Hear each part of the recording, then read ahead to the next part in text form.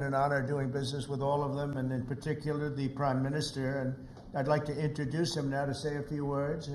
Mr. Prime Minister, please take it away. Thank you, Mr. President, Donald. And this is a really fantastic, historic day in which we can announce this deal between our two great countries. And I think it's a real tribute to the history that we have of working so closely together. Can I pay tribute, Donald, to your negotiating team as well, particularly yes. Howard and Jameson, who've done an incredible job, a very professional job, and my team as well. Two negotiating teams have worked at pace now for a number of weeks to bring in this deal today. Really important deal. This is going to boost trade between and across our countries. It's going to not only protect jobs but create jobs, opening market access. And as you say, Donald, the timing couldn't be more apt, because not only was it 80 years ago today that victory came for Europe after and at the end of the Second World War, but of course on that day the UK and the US stood together as the closest of allies.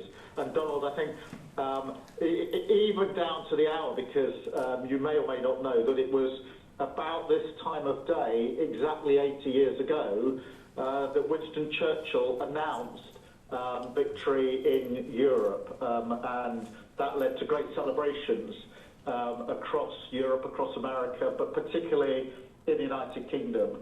Literally people going out into the street, putting bunting up, going up to the palace.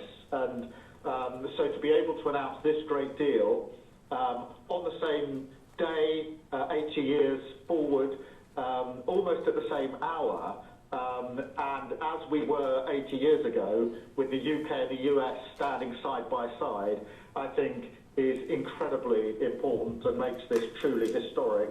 That close relationship has endured over those 80 years. As you know, Donald, when it comes to defence and security and intelligence sharing, of course, there are no two countries that are closer than our two countries.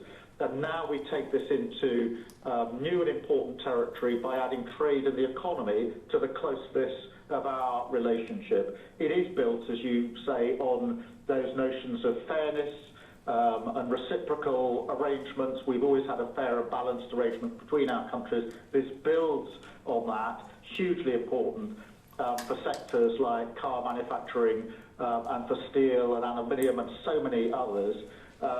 And yes, we can finish ironing out some of the details, but there's a fantastic platform here, including, of course, on the tech side, where I think I'm right in saying we're the only two Western countries with trillion-dollar sectors when it comes to tech.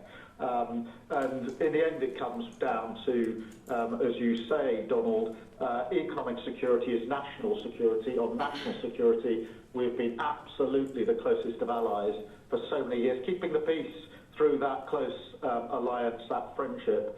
And now we add to that this deal on trade and the economy. And I want to thank you for your leadership on that, Donald, and for the way in which your team have negotiated this. And I'm so pleased that we've got this deal, we've finalised it, and we've built an incredible platform for the future. So thank you so much.